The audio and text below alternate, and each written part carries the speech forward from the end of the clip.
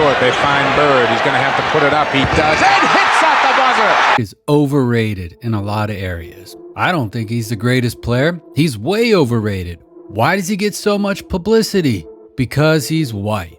You never hear about a black player being the greatest. That's what Dennis Rodman had to say about Larry Bird in 1987 after the Boston Celtics eliminated the Detroit Pistons in the playoffs. But you know what's even more incredible? Rodman was just a rookie who had been selected with the 27th pick in the 1986 draft and who had averaged 15 minutes a night during that season. Now, there are a number of unwritten rules in the NBA, especially in the case of a rookie, but probably the most important one is the one Dennis broke with those statements. Yeah, I'm talking about that unwritten rule that says, don't poke the bear. But he wasn't the only one. Isaiah Thomas, the Pistons star, not only didn't back down from his teammates' statements, he actually agreed with him. Something inexplicable if the person you're railing against is a 3-time NBA champion who just won 3 consecutive regular season MVPs. It was at this moment when Larry, as MJ liked to say, took that personally. But his revenge, which would not be immediate, would be as bloody as you could imagine. It was 1987, and nobody,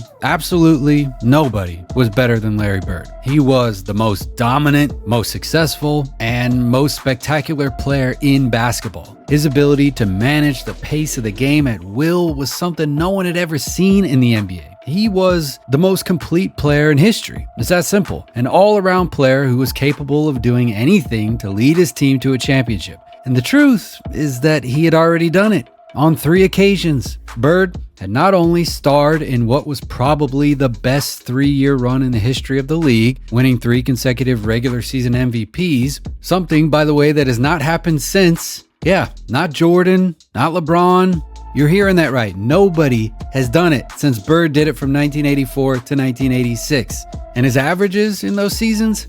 26 points, 10 rebounds, 7 assists, and 2 steals per game with 50% from the field, and almost 40% in three-pointers and 89% in free throws. Larry had proven that his play style was capable of turning any team in the league into a multiple NBA champion. But in 1987, he had become a different beast, averaging 28 points, 9 rebounds, and 8 assists per game, with an efficiency that allowed him to enter the 50-40-90 club, all while playing a league-high 40.6 minutes per game. Bird just wanted to get his 4th ring at any cost. His mission, however, was not easy. During the 1987 playoffs, Bird not only had to get past Michael Jordan's Chicago Bulls in the first round, and Terry Cummings and Sidney Moncrief's Milwaukee Bucks in the second round, but in the conference finals, the Detroit Pistons once again awaited them. And during the previous seasons, the Celtics' superiority had resulted in the team having a record of 12 wins and 2 losses during the conference finals, which they were always able to dominate. However, that year, Bird would have to give it his all to beat the Pistons in 7 games. After winning the first 2 games of the series, the Pistons reeled off 2 straight wins to tie it up. And in Game 5, one of the most iconic plays of Larry Bird's career took place. Now, Bird didn't just steal the ball to win Game 5 and give the Celtics the lead in the series. With a 37.9 rebound, 9 assist performance on just 24 shots from the field, Larry robbed the Pistons of their chance to advance to the finals for the first time since 1956, more than 30 years earlier.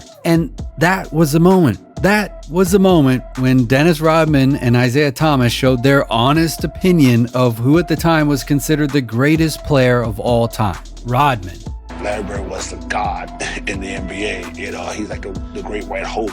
And I said, if Larry Bird was a black guy, he'd just be a regular old basketball player. Quote, Larry Bird is overrated in a lot of areas. I don't think he's the greatest player. He's way overrated. Why does he get so much publicity? Because he's white. You never hear about a black player being the greatest. Isaiah Thomas, quote, Larry Bird is very overrated. Won 3 straight MVPs because he's white. If he was black, he'd be just another good guy. Now keep one thing in mind, Rodman wasn't that player who was able to intimidate with his presence alone. Not yet. The forward was a rookie with a supporting role on a team that had 3 stars of the quality of Isaiah Thomas, Bill Laimbeer, and Adrian Dantley. That aura that accompanied him during his 3 championship run with Mike and Scotty on the Bulls wasn't there yet. He was a forward who simply stood out for his defensive versatility and rebounding ability, and was regarded league-wide as an offensive liability.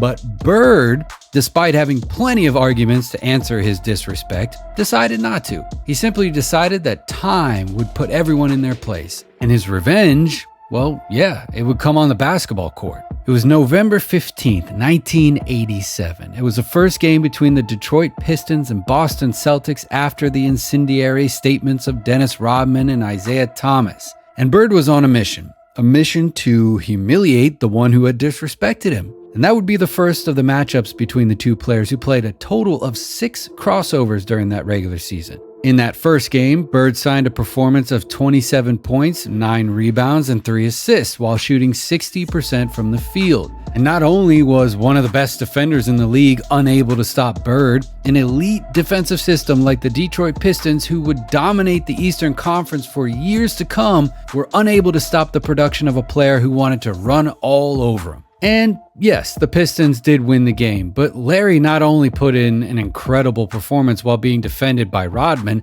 but he also increased his desire for revenge for the next game, January 13th, 1988. The Celtics would host the Pistons at the Garden, which was one of the most hostile environments in the NBA. And that night, Bird was not only able to surpass his previous scoring performance with 28 points, but he also had one of the best playmaking displays of his career with 13 assists and 0 turnovers. But the worst was not his ability to do whatever he wanted with Rodman on virtually every play of the game, and it was not the fact that the Celtics won the game by 38 points. Everyone could see that. The most humiliating part about all this was what the cameras didn't catch. Quote, "I would be all over him, trying to deny him the ball, and all Larry was doing was yelling at his teammates. I'm open. Hurry up before they notice nobody's guarding me. Coach, you better get this guy out and send in somebody who's going to D me up because it's too easy when I'm wide open like this." Rodman himself later confessed how Larry treated him during those games as if he didn't exist,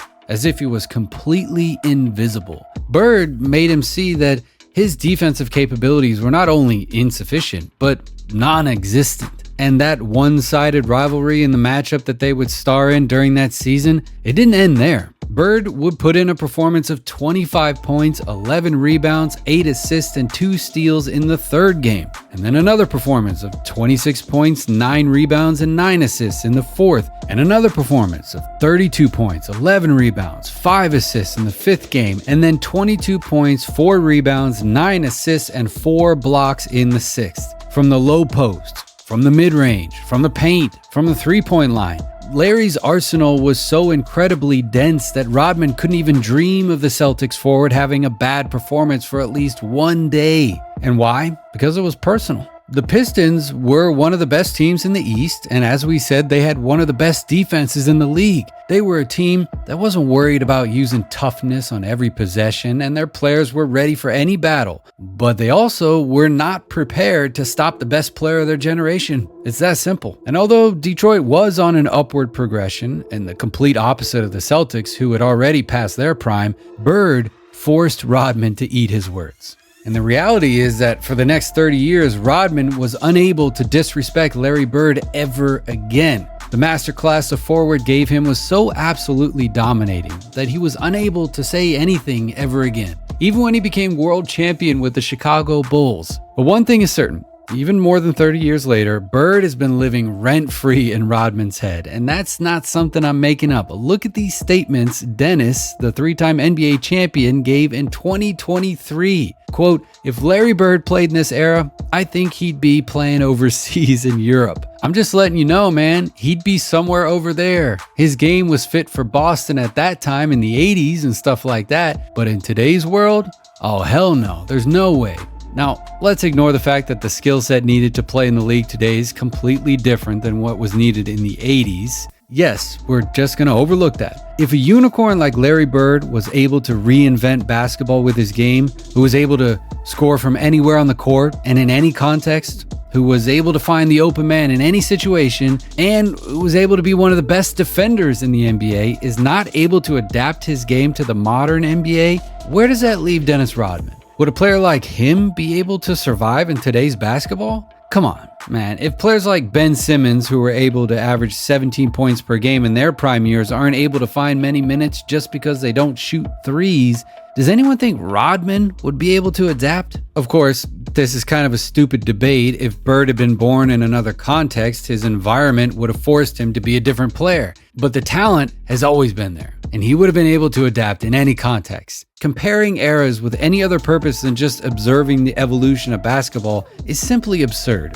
Now, if there is one thing that the history between Larry Bird and Dennis Rodman has proven, it's just don't poke the bear. Throughout the history of the league, there is something that has always happened, and in fact still happens today. You don't have to go back any further than the LeBron James and Dillon Brooks situation a few months ago. There is an ironclad law of the NBA. If you're going to talk shit about a generational player, you better be a generational player yourself before you do it, okay? In the end, Bird enjoyed his retirement by becoming the coach of the Indiana Pacers for 3 seasons and winning NBA Coach of the Year in one of them, as well as getting an NBA Finals appearance in his short career as a coach. He then went on to serve 14 seasons as president of basketball operations for the Indianapolis organization. And Rodman, well, he had legal problems of all kinds from 1999 until 2019, in which he was accused of numerous crimes of different nature, such as battery or DUI, along with a whole bunch of shenanigans that ultimately ended up affecting his entire reputation. So I guess what I'm trying to say is time puts everyone in their place. Am I right? All right, that's it for this one. Thanks for watching. Let us know what you thought down in the comments. Like, subscribe, share, all that good stuff, and we'll see you in the next one. Thanks for watching.